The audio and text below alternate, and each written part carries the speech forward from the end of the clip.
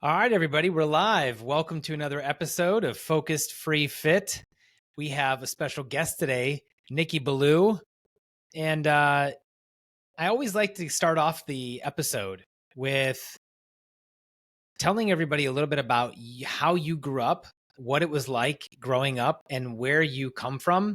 I always like to kind of start there to see how we end up where we are today. So if you wouldn't mind, share a little bit about where you grew up, where you're from, and talk to us a little bit about that. Absolutely.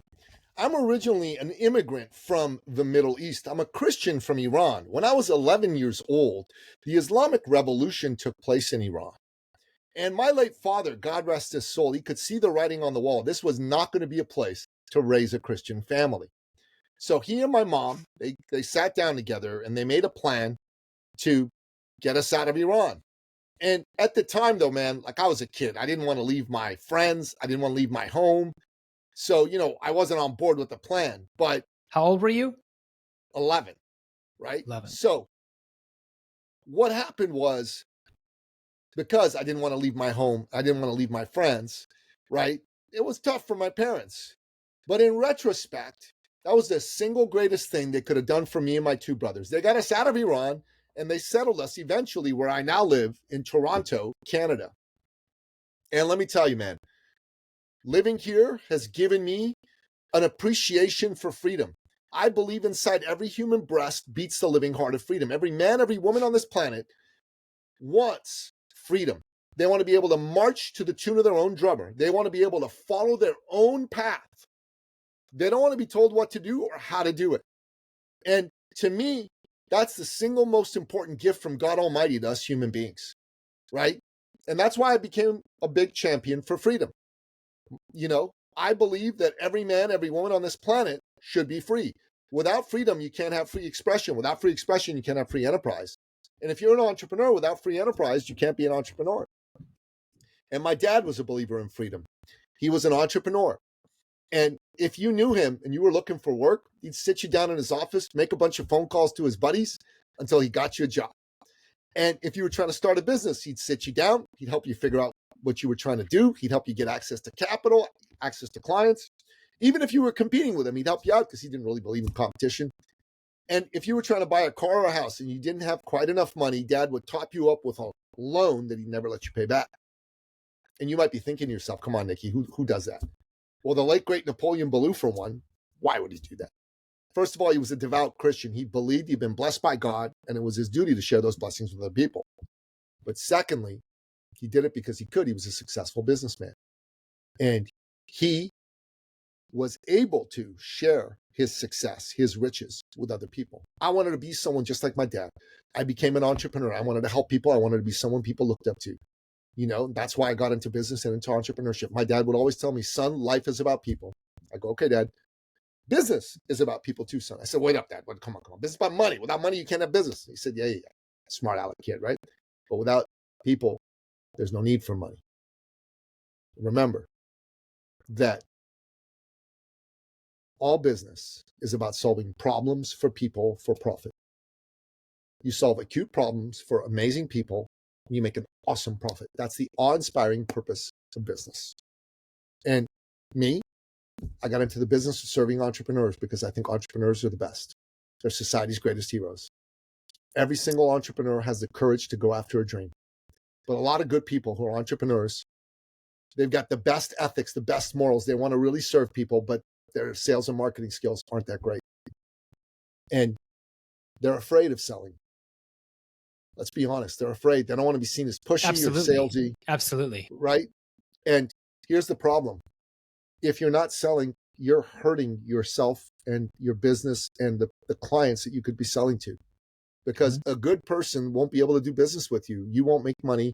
They won't have someone help solve their problem. And some charlatan marketer with low ethics and morals, but great sales skills, who's going to come scoop up that business. Everybody gets hurt. And there's a lot of that these days. Yeah. I'm here to tell people that if you're in business, you have to sell. There is no substitute for selling. If you hate selling, you got to learn sales skills. And you got to take the attention off you, what they're going to think of me. Are they going to think I'm pushy or salesy? You got to put the attention on them. What's their problem? Why are they here in front of me? Can I help them? And if you do that, you're going to be successful in sales. Just teaching people that has helped many people that I know and have helped double, triple, quadruple, tenfold their business. And that's been my deal. My dad was a professional believer in people, and that's who I am. Dad said everyone needs someone to believe in them. Everyone wobbles sometimes in their self-belief, and they need someone to believe in them, to spark that little flame of belief into a roaring fire. And that's my job, man. I'm an author. I've written 10 books, 2 of them New York Times bestsellers. I'm a podcast host, top 10 iTunes podcast. I have helped many people make a lot of money. I teach people about podcasting, podcast guesting, thought leadership, sales. But the biggest thing I have is I believe in people and I help them. So, I mean, that's a lot to unpack. Amazing story. I always find that it's interesting to see the progression. So you came over with your parents and it couldn't have been easy. Your dad was an entrepreneur there. Did he continue to be an entrepreneur in the States? Oh yeah, absolutely. Okay. So he just started right from scratch Canada. doing his own thing? Yeah, dad had businesses in Iran, so it wasn't from scratch by any means. Well, but you know, starting over here in the States, he was able to come up with capital and funding, and he started businesses here. Yeah. Oh, that's pretty impressive. So straight over. Do you know? Yeah, that reminds me of you know who Patrick Bet-David is? Sure, he's a fellow Persian from Iran, and he came here. He's 10 years younger than I am, but he came here and he's created quite the business and brand for himself. Yeah, pretty interesting. Well, that's really cool. So, you come to America, and then at what point? What's that? Canada. We moved to Toronto, Canada. You came to Canada. At what point did you say, okay, and what did you decide it was going to be? So what was your progression? So did you go to school? Did you not go to school? How did you decide did you take after your dad and go into the business with your dad? How did you get where you are today? All of it. I did all of that. I went to school. I got an undergraduate business degree. I got a master's in international business and politics. I worked in corporate for a while. I worked with my dad in his business. I started my own businesses. I always knew eventually I'd end up in my own businesses, and I did, because I believe in the majesty of entrepreneurship, and I believe in going after your dreams, and I wanted to live free. I don't like bureaucracy, and that became very obvious when I worked in corporate. And I love being my own boss, and I love working with other fellow entrepreneurs. We're free people engaging with one another freely. That's incredible from my perspective. What do you find holds most entrepreneurs back? What's the top 3 problems they face? They come to you. What are the top 3 things you see that they face and that they can't get past? Overwhelmingly, brother, it's scaling leads, revenue. Overwhelmingly. I would agree with that. The vast majority of people, they just don't know how to sell well. They're afraid of selling. They're scared, and that's that. So I'll tell you a little story. There's a woman who just signed up. I have a 90-day sales accountability program. We call it 90K in 90 days. We want you to generate at least an extra $90,000 in the next 90 days in sales, over and above whatever else you got bringing in. And she came in, and she had a hard time getting sales for quite some time. Yeah, really, really hard time getting sales. And she came to us because she needed to do something differently. And honestly, I said, look, come into our program, be coachable. And if you're coachable, this is going to work for you. And she was. Within her first week, she went from doing nothing and just kind of moping about not having leads and sales to having 30 calls with prospects and setting up about 7 sales appointments. From 7 in a freaking week. And that's in her first week. We had another fellow. He's an accountant, not the most charismatic fellow in the world. He's a tax accountant, for crying out loud. Yeah. His best months were usually 10, 12 grand a month. So Q1 2023 did about 30 grand, 35 grand in sales. Q1 this year, which was his 90 days with us, he did $89,500 in sales just because he was part of a group where he was encouraged to take action every day on sales. And he couldn't get off the hook. He couldn't get off the hook. And I'm telling you this, if you want to win in the game of sales, you've got to sell. There's no other way. You got to get on phone calls. You got to set up appointments. You got to have discovery questions that you ask people. And if you suck at that, you got to learn from someone who's good at it, like us. And if you do it again and again and again, you're going to win. If you don't, you're going to lose. Yeah. You know what 100%. I'm saying? Absolutely. I agree. And let me ask you a question. So I don't know what your process is, but I'm guessing it was one. I know you talk about being uncomfortable. I would agree with you on that. I'm guessing that it was get uncomfortable and start talking to people you know, and that's what most people aren't doing. They're not talking to people that they know, a group of, whether it's their church or whether it's their, people they do some activity with, or just not using their database, if you will, people that they know. Network. The warm network. Yes. Yeah. How much of it do you think, because I'm seeing this from one coach to another, I'm seeing that it's an epidemic of work ethic, no work ethic. So people just aren't willing to work. And not everybody, some don't know what to do and some don't know where to go to do it. But then there's also okay, now you have to go do the work.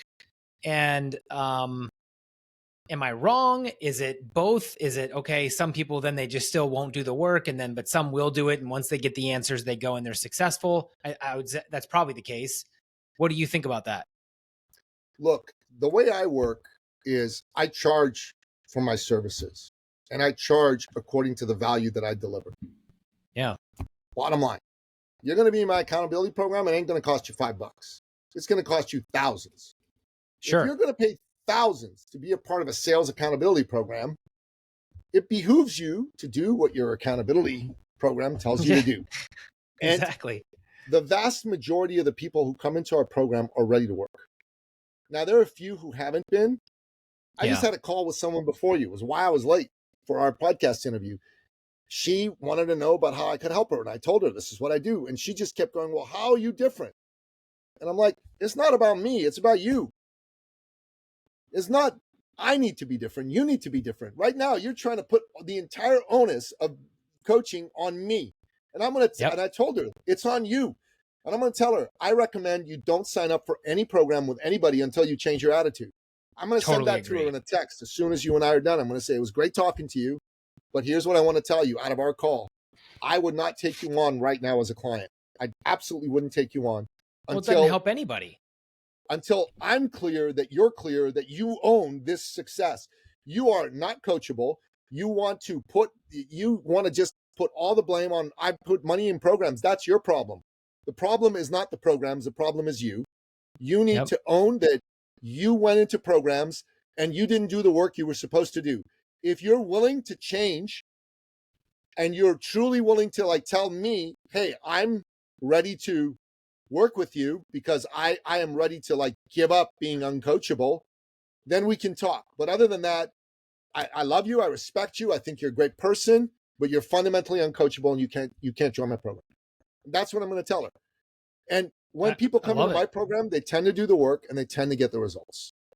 Yeah. Well, they can tell. Not somebody and, charging 10 grand for a 90-day accountability program separates the wheat from the chaff pretty darn quickly.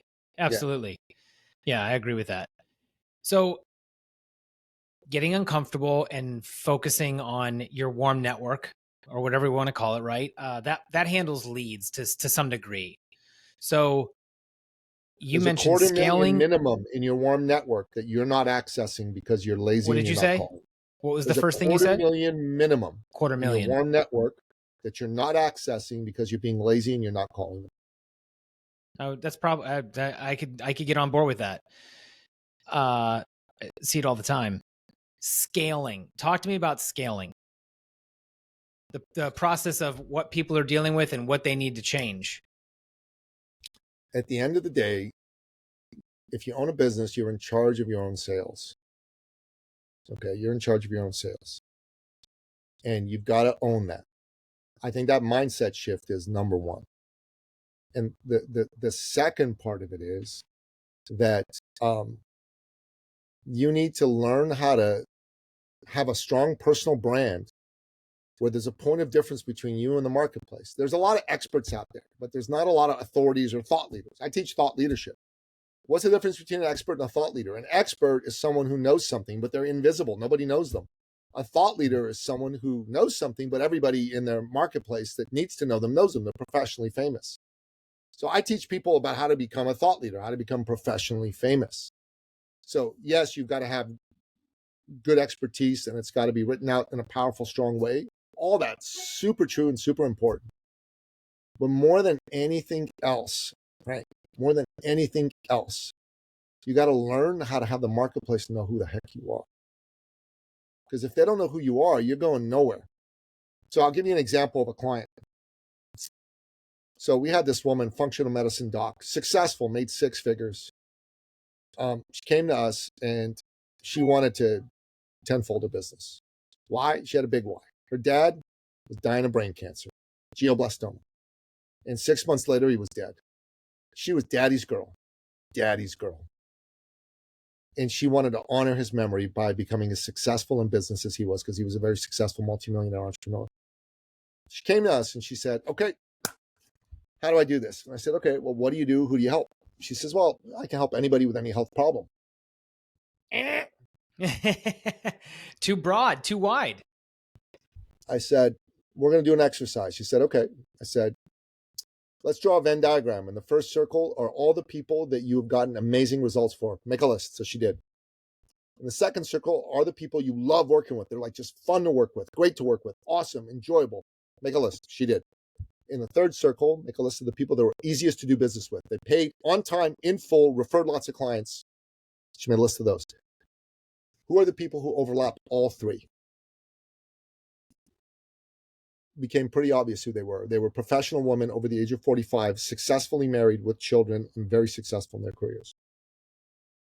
They only had one major issue in their life, and it was a big one. These are women, see, Frank? And they felt that time had passed them by. They were no longer young. They were no longer beautiful.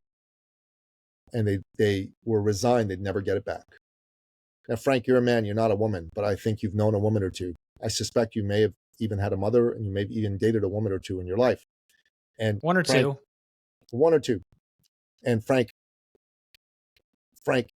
women, in your experience, do they like feeling beautiful and young, and vibrant? Usually. Like that? Usually, right? Usually. Like real women, not these fake women that they call trans women or any of that stuff. Real women, right? They like feeling young and beautiful, right? That's right. And so I said to her, Dr. Vicky, I'll call her, Dr. Vicky, you can help these women. She goes, oh yeah. She said, listen, there's a distinction between aging and getting older. I'm like, okay, cool. What is it? She said, well, getting older is the number. Every year the number goes up.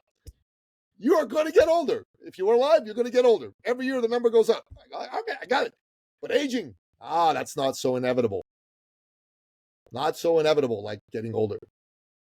You can be as beautiful, as vibrant, biologically young in your 40s, 50s, 60s, 70s as you were in your teens, 20s, 30s. I'm like, yeah, really? I go, you can deliver on this. Yeah. I said, okay, let's call it a cool name. So I came up with the name. Get your sexy back, baby. Get your sexy back. And Body, in her first year, doubles her income. In her second year, doubles it again. In her third year, doubles it again. She went from 6 figures a year to 6 figures a month.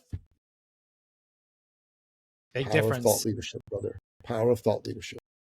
But you said something, I think the nugget there, and this is what I want everyone to understand. I want you to repeat something for me, if you will. You said the 3 questions you asked her with the Venn diagram. Would you repeat those 3 questions again? Yeah. Who are the people you got the best results for? Who are the people you enjoyed working with the most? Who are the people that were easiest to do business with? I think that's the gold. That's the gold right Free there. of charge to you and your listener, brother. But we There you normally charge go. I hope 50 grand everybody's for willing to people to send in their learn these checks. secrets, but it's free right now for you and your listeners. Everybody's sending your checks. So that's the gold, right? So you have to ask the right questions. If you ask the right questions, then you get better answers. And I think those are 3 great questions to ask.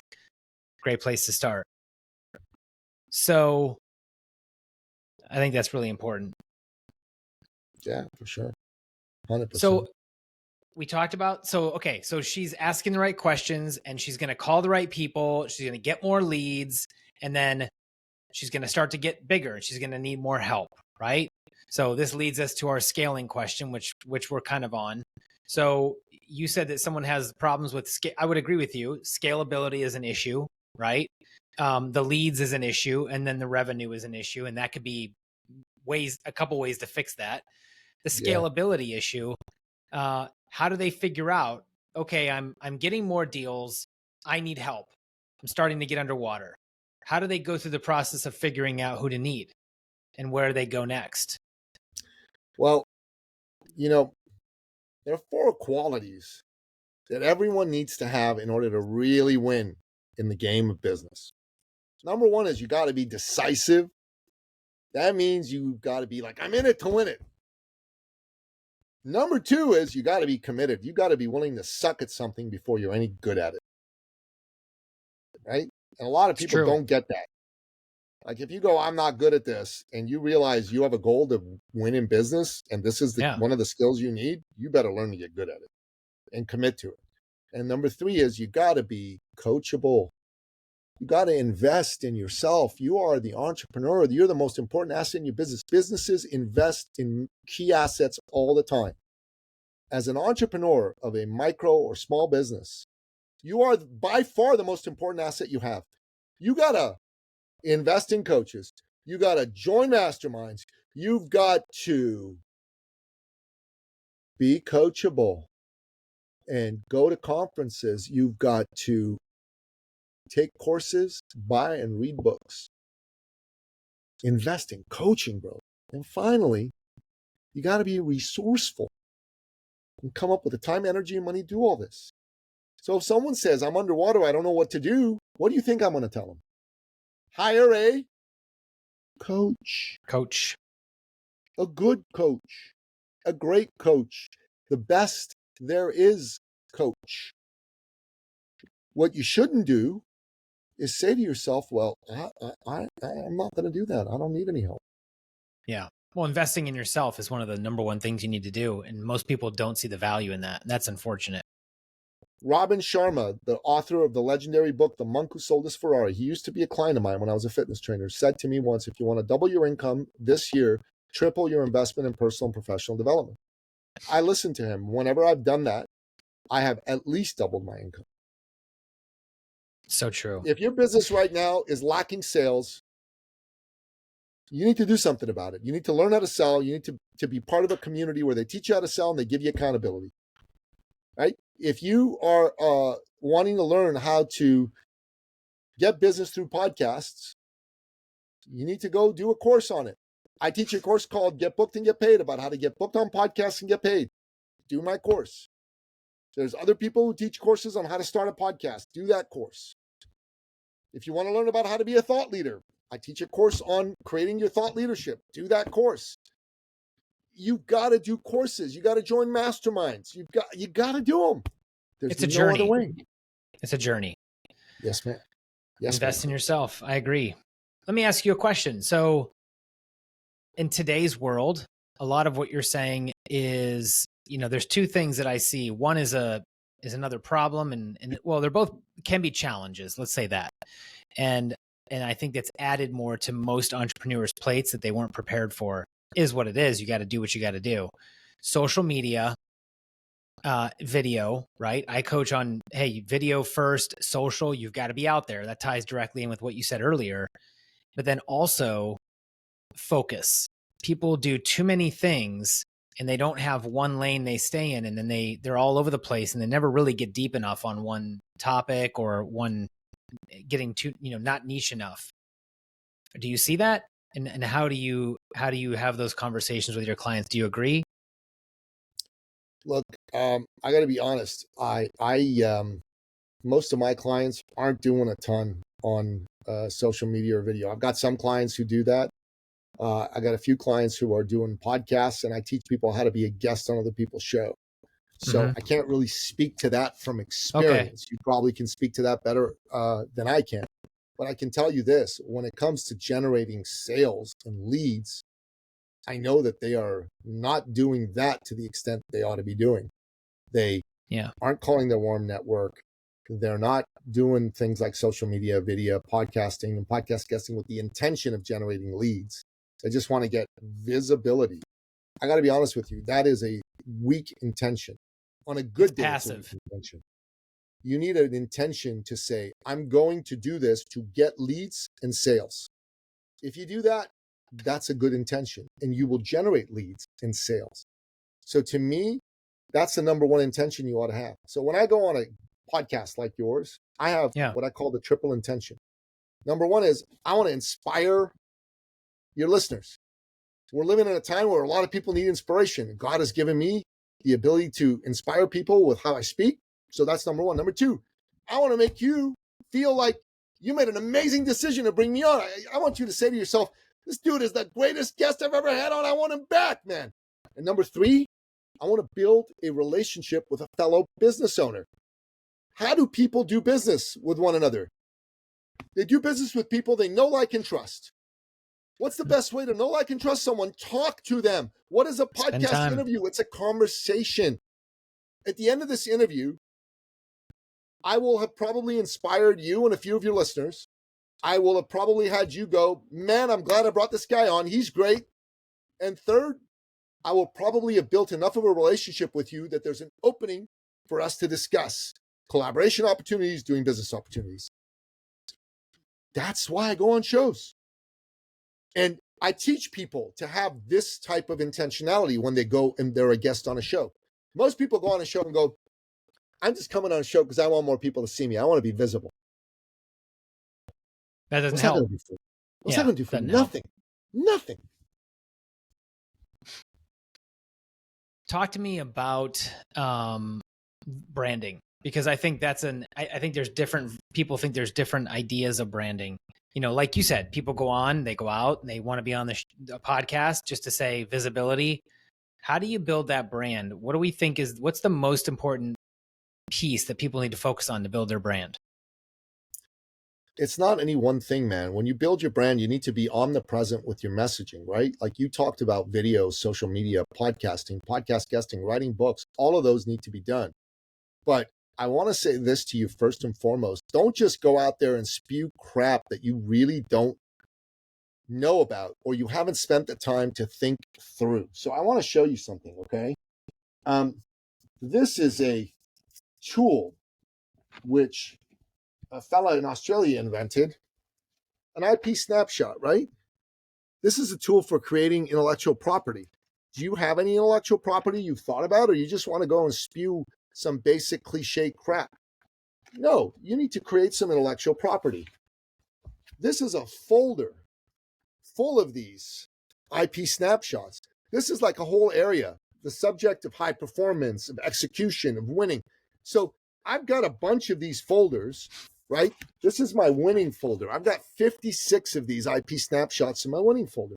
This is the basis of me having written my book, Finish Line Thinking, How to Think and Win Like a Champion. There's another one of these that I did. It's the basis of me doing my book, Power of Connecting, How to Create Profitable Relationships by Building Your Network. You got to sit down and think this through. And if you don't know how to do it, then you need to do a program like ours that'll show you how to do it. But before you go out there to build your brand, think deeply about issues, know what the hell you're talking about, and make sure that it's useful to people. Then go out there and speak.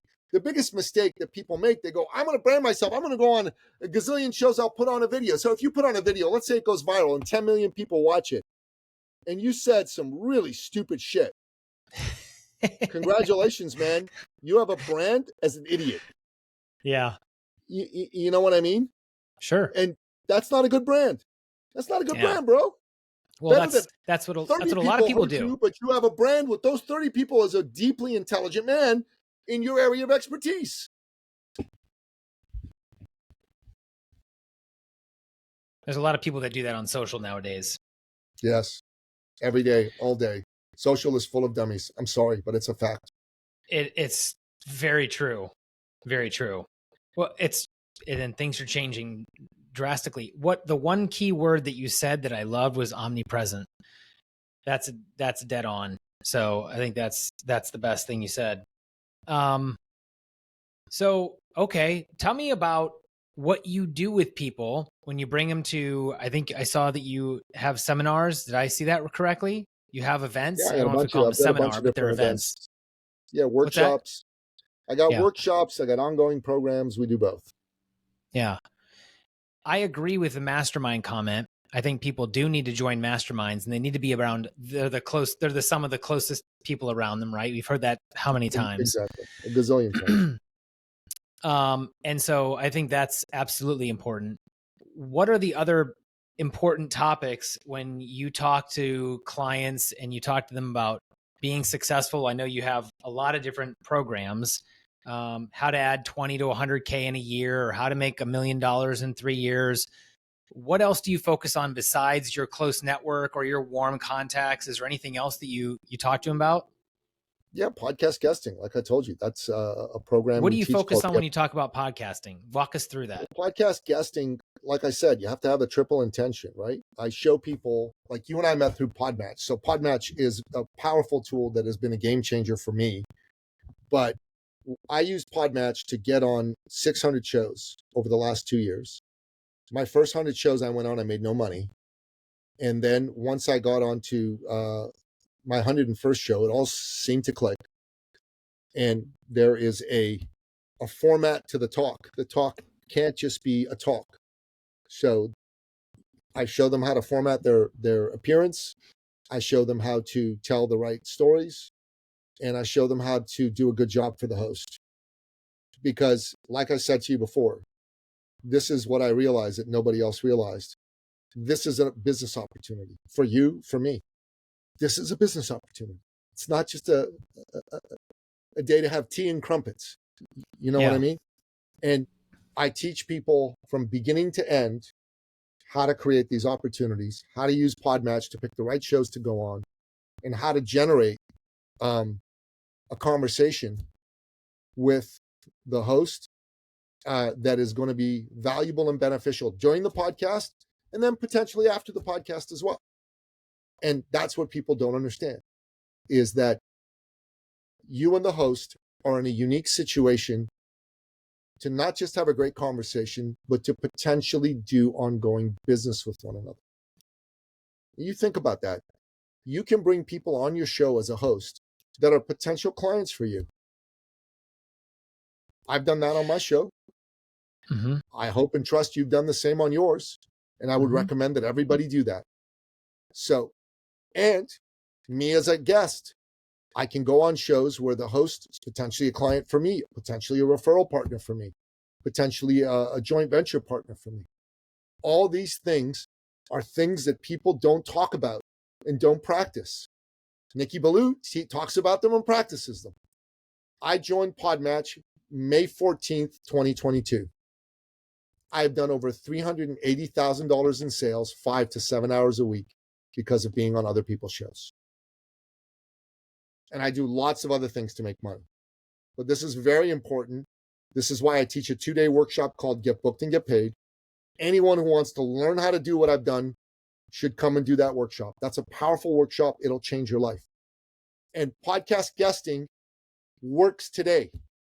There are things that don't work today, but podcast guesting works today. So you said episode 101, it clicked. Did it? What I hear is intentionality. That's what I hear from what you're saying. Intentionality, be intentional, and don't just go on and be laissez-faire about the podcast experience. Have a purpose, execute on that purpose, and be intentional. Yes, and so is that what clicked for you? It took you the 100 episodes. I mean, I could see how that would happen. You do 100 and you're like, what the heck? And then maybe 101st, did you change what you did? Or did it just click in your mind and you were like, oh my gosh, what have I been doing? I've been sleepwalking through these podcast episodes. There's an actual strategy here. And I'm going to tell a story about a client who had success. That's one piece. Make sure I get that in. Number two is, blah, blah, blah, blah, blah. Like, what is that kind of what you're talking about? A bit of both, to tell you the truth. Like, I teach that in business, there are what I call clicking moments. When you do the reps, if you're doing the reps on sales calls, right? Like on our sales program, you may suck at your first 30 sales calls, but on the 31st one, oh, shoot, don't say that. Say this instead. There's a clicking moment. It's you're in the gym. You look like you work out, buddy. You got some guns on you, right? The first day you went in the gym, you were probably a skinny little runt, right? But then in month 6, you look at yourself in the mirror and you go, holy shit, man, I got pecs. I got shoulders. I got a back. I got a V. I got a taper. Oh my God, I got abs. Look at that. How'd that happen? It's doing the reps. Now, you don't have to go on 100 shows to figure this out. I'll teach it to you. So on your first show, you'll do the right thing. You don't have to be like me, everybody right? get your checkbook out. Everybody get your checkbook out again. Let's go. You know what I'm saying? That's the brilliance of this. But yeah, for me, man, I was at a time in my business where 2022 started off rough for us, pandemic, lockdowns. I made some good decisions and some bad ones. I started one mastermind. I let a guy in who wanted to sell everybody else, and I didn't kick him out, which I should have. He wrecked the whole group. $250,000 in business disappeared. I had to come up with new ways to make money, and that's why I went into podcast guesting, and it started to work. It was beautiful. You know what I'm saying? That's cool. To you? That's a beautiful thing when it clicks. Yeah. It really is a beautiful thing when it clicks. And I'll tell you this, we were able to turn this into a beautiful business. We were able to generate a lot of money, but I didn't know if I could teach this to anybody else. So I teamed up with an old mentor of mine, and he and I did a few previews for some of his high-level clients. These are people who pay him like $100,000 a year to be in his masterminds. And 7 of them bought my course for $2,000. So it's been $2,000 ever since. You know what I mean? Those guys, 3 of them came, 4 of them signed up for my sales accountability program after, and 3 of those 4 made money by going on a podcast themselves and doing what I taught them. This one dude is this Belgian dude. Now, I know what you teach might be hard to sell, but this guy, he has an easy time of it because he's selling gardens and do-it-yourself gardening. I'm being facetious, right? That's not an easy sale at all. So Buddy goes on a show and sells a do-it-yourself gardening program in his first week. This old lady, grandma, 68, 69 years old, goes on a show. It was her 15th show. She sold a $5,000 coaching program. It was amazing. It was absolutely amazing. And when I saw other people were able to do this, I thought, man, this is a great thing. Because, buddy, look, there's been all kinds of ways to make money, okay? So you could do blog posts, you could do social media, videos, podcast hosting, book writing. And I'm not saying these don't work because they all work. Okay, they all work. Mm-hmm. Now, some of these don't work as well as they used to, right? Because people have been doing them, like, for example, paid advertising, right? It still works, but it's costing more and more and more. It's not as good as it was 5 years ago, as an example. Sure. Podcast guesting, bro, the Nikki Billu way, and I'm one who teaches this. It works now. You know why?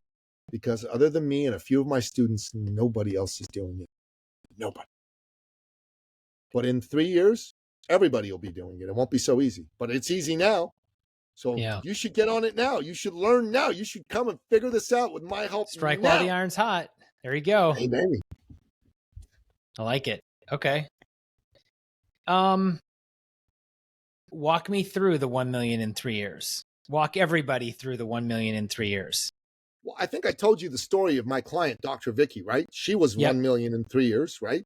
She had actually 1.2 million, to be perfectly precise with her. Yeah. 1.26 million, but she... Who's counting?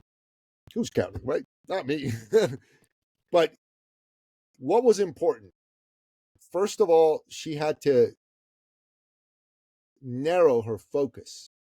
Not any health problem for anybody, but she was too wide. Get your sexy back for professional women, right? That was number 1. You're for everybody, you're for nobody. For nobody. Secondly, she had to put in the reps, make the calls. That's one of the reasons we do sales accountability now, because so many people need help with that, right? And one of the things about me that's different about a lot of other, coaches and mastermind groups, like people sign up for my groups. I don't just say, okay, you signed up for this, you're on your own now. We're there. Someone's like, help. We say, text me, pick up the phone, we'll call you now. In between calls, we don't just give you the number of calls you signed up for. This isn't an hourly program. You know what I mean? Yeah. This is a you get the result program. So we sit down and we talk to people. We make it happen for them. You know what I mean? And sure. I was talking to a lady today and she said, look, you know what I love about working with you? There are days where I just don't feel like I believe in myself. And you're there with me. And you call me, you just give me that little bit of encouragement. And I keep going for another 2-3 days. And that's what people need, man. They need somebody to believe in them, right? They need someone to spark that flame of belief. For sure. They need support. They need you to have. Yeah, exactly. And then you got to do the reps and keep coming and keep getting trained and keep getting coached and keep tweaking, right? That's what gets you to 3 million. It's not a straight line, brother. It'll be up, it'll be down, no way. It'll zag, it'll move around. Like last year, I used to be a fitness coach, right? I quit. I got into business. I gained over 50 pounds over a dozen years. Every year I told myself I'm going to lose weight. I didn't lose weight. And it's because I lied to myself and I said, you used to be a fitness coach. You know what to do. And last year I saw my belly hanging over my shirt. I was grossed out, disgusted. And I said, no more, man. I'm hiring somebody. And I made a crucial decision. I was going to listen to him because you got to understand, I trained Olympic gold medalists. I had a big ego about what I knew and what I could do. And I hired a coach and I promised myself I would do whatever he told me. And I did. I wanted to argue with him every day with every decision, but I didn't. In 6 months, I dropped 58 pounds. I went from 227 to 168. That's a massive win. Why did it happen? Massive win. Because I got coachable. And by the way, after that, I decided I'm going to do a bodybuilding competition. So I put back on another 20 plus pounds and now we're cutting again now, but whole different conversation for a different time. Good for you. Good for you. Yeah. 56 doing a natural bodybuilding competition. That's okay. Hey, I'll take it. If I'm 56, if I'm your age doing that, I will be happy. So yeah. So, you want to get to 3 million in 3 years, get coachable, get in with a great coach, learn how to create yourself as a thought leader and get yourself out there in an omnipresent way. Do the reps with having the sales conversations and constantly tweak, constantly be coached throughout the 3 years and just constantly go for it. That's how you'll get there. You won't get there by pretending there's a magic bullet. There's not a magic bullet. Podcast guesting is a method. It's a great method and it works now, but it won't be the only method ever, and it will not be this good forever. So just keep that in mind. Use all the methods you can think of and find out which work best for you and stick to those. And get coached throughout the process. Be around people. You talked about the law of proximity. The people you are around, your peer group, are going to determine you. Because Frank, man, left to my own devices, you know what I want to do? I want to stay up late every night. I want to eat bonbons in front of the fucking TV. I want to get up at 10 o'clock, 11 o'clock every morning. I want to eat whatever crappy food I want to eat. I don't want to do anything. Left to my own devices. Yeah. But when I'm a part of something, like this morning, I had a coaching call with one of my coaches. She teaches me like meditation and things like that. So I interviewed one of my clients for my podcast. She was one of my Get Booked and Get Paid clients. And I interviewed her to give her feedback. And she did a great job. I'm going to release the interview, right? I had lunch. I jumped on another podcast. I had a coaching call, new prospect call. And I've got you. As soon as I'm done with you, I'm on a group course that I'm in called 111 Days to Greatness. And it's nonstop, bro. And then when that's done, we're the same, I'm going to crash. Hopefully my lady's going to come over. She's been texting me. Her texts have a distinctive sound, so I can hear she's been texting me while we've been talking. So I don't know what she's saying, but hopefully she's going to come over. We'll have a nice romantic night together. If not, I'm going to watch some reruns of The Sopranos. No, you're not allowed, man. You got to work out. You got to get ready for you. I did the workout early this morning. That's already done, bro. And then, I get up tomorrow and back at it. Got family activities tomorrow, family activities Sunday, and Monday we start again. Monday, I already have 7 podcasts and meetings, man. That's a lot in a single freaking day, you know? That is a lot. Right? That And is a lot. Tuesday, I only have 4. So it's a slow day, right? And then we That's take it how it from there. goes, man. That's how it goes. So as we wrap up, anything that you think everybody should know or hear? I want to obviously get to where they can find you and where we'll leave links in the bio and that kind of stuff. But Sure, sure. any last parting words that you want to leave with everybody? I'm going to tell you one last story, and this is a great story. So about 6.5 years ago, I was introduced to a woman who was a very accomplished woman. She was the country director for Canada for one of the world's oldest and largest personal development companies, like a world famous, a brand name you would recognize. And she came to us because she had decided to bring a guy on board to help her run the company in Canada. And she thought this guy was very talented, and that's why she brought him on board. And for the first year they were together, it was great. Then their visions of the future diverged. Kind of like Steve Jobs and John Scully back in the day with Apple. And she had a board of directors, kind of like Steve Jobs and Apple back in the day. And just like Steve Jobs, they kicked her out and they kept him. She was bereft. She meandered for 18 months. Someone told her about us, and she came on board. And we said to her, what do you do? She told us. We helped her narrow her focus, blah, blah, blah. She started working with entrepreneurs of, technology, biotech, these types of companies, 10 million plus, who were like overwhelmed, burnt out. Her first month, she did $10,000 in sales. Her second month, she did $12,000. Her third month, she did $18,000. Her fourth month, she did $62,200 as a solopreneur coach. That's a fantastic number. And that number will become germane in a moment. Now, she lives in Ottawa. I live in Toronto. At the time, my eldest son was 12. He played soccer, and he had a tournament in Ottawa. I called her up. I said, hey, my son's got a tourney in Ottawa. You got a son his age. You guys want to come watch the game, grab some lunch with us? She said, yeah. We did that. Everybody had a great time. I drove back to Toronto. She went back home with her son. And here's what happened. A few weeks later in Toronto, we had our quarterly branded thought leader immersion workshop. This is where we teach people how to create their thought leader brand and, scale to 7 figures. And we had come to the point of the workshop where we had the registration opportunity. The way I do registration opportunities is I bring on some of my existing clients and members, and I ask them to tell their story. It's very powerful, much better than me saying absolutely crap. And normally I ask who wants to share. People put up their hands, and I did that again. Like to share. She didn't put up her hand. She bounded up on stage and practically knocked me on my ass. I said, I guess you really want to talk. All right, go for it. I receded in the background. I'm staring at her back, okay? She's at the front of the stage. I'm at the back of the stage. She's just looking around. I can see her head doing one of this. And then I see a little bit of a shoulder shrug. And I'm like, what's going on? Why is she? And then I heard a sob. And I'm like, oh, shit, she's crying. Fuck. Why is she crying? What did I do wrong? I'm screwed. Those are all the thoughts that went through my head, right? Now, I work with my beautiful better half, Teresa. I call her the girly Goggins because she does these crazy, extreme 12 hours on treadmill runs and sets world records. She set 3 world records for it. Okay, so she's like wild. She comes on with some tissues and she gratefully accepts them. And I call this lady Julie. And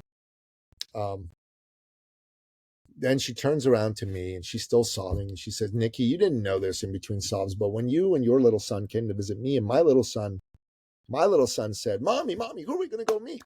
12-year-old boys full of piss and vinegar and energy. And she says, oh, sweetheart, we're just going to see Nicky Ballou and his son, because she was trying to just pipe him down. It worked. He piped down. He got very quiet. And he said to her, oh, Mommy, are we going to go see the man who saved our family? So, bro, you've only gotten to know me for 30, 40 minutes. I think you probably would agree I'm not a snowflake. I'm not, you know what I mean? I'm an old school, older 56-year-old Gen X from the Middle East. Not a snowflake. I don't cry in public. That ain't what I do, right? I bawled like a little girl. Bawled. Just like, oh my God. We both hugged and everyone's going, oh. And in between that, she's saying, you did not know this, but before I came to join your program, I had not made any money in 18 months. My husband and I were fighting in front of our children, our 3 sons, every day about money. And the kids were freaking out because they thought we were going to break up. I thought we were going to break up. But we worked with you. We made some money. We paid off our debts. And we have money put aside besides. And that took all the financial pressure off. And then we stopped fighting, and that saved our family. And then we hugged and we kissed. And I didn't call anybody else, bro, because there's nobody who could follow that. You know what I mean? That was right. Yeah. Normally it's 2, 3 people, but yeah. So, bro, my program is 40,000 USD, 1 year mastermind. Okay. That is not a small sum of money. You would agree? No, it's not a small absolutely. Sum. Right. And we had 8 prospects in the room. Normally, we hand out the reg forms. There's a couple people who'll sign up right away. There's a couple people who'll say, no, thanks. And there's a couple people we need to sit down and talk to and figure it out. Okay. This time, for the first and last and only time, everybody registered on the spot. Everybody. And there were 2 guys, Frank, who had come to me beforehand and said, hey, Nikki, they were older guys, right? I just want you to know something. I know I've signed up for your program, and listen, I've been around the block. One of them was like, he was just, and I didn't fall off the back of the term. I know you've got a registration opportunity coming. I'm a smart guy. All right, you're a smart guy. I want you to know, don't be disappointed, but I will not be registering for your enrollment opportunity. I will not. Just don't want you to be disappointed now. 2 guys went out of their way to get in my face and tell me this, okay? What did I say? I said, sure, man, whatever you want, of course. Yeah. So, Frank, some bitch was the first man to register. And I believe it.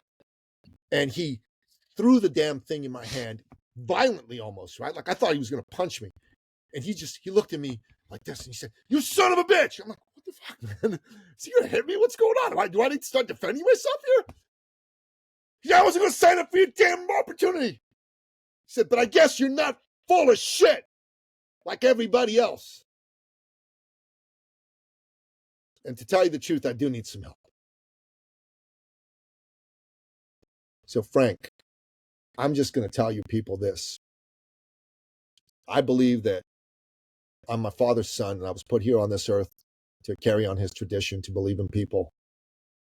And I believe everybody out there needs someone to believe in them, someone to give a shit, someone who's going to stand with you no matter what. If that's you, if you're another Julie, get on my calendar. Go to ecircleacademy.com/appointment or the button that says book a success call. Let's talk. No obligation, no hard sales pitch, none of that crap. But if that's you and you're looking to find somebody real, somebody who's not full of shit, and you know you need help, then come on, let's talk.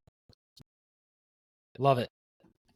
I appreciate it. Thank you. We'll put any links in the show notes, and everybody knows where they can find they have any other questions, they go to frankharita.com. I appreciate you, man. Thank you for being on. It's been fun, and we'll maybe have to do this again in the future, but we'll catch everybody next time. Take care, everybody. Bye.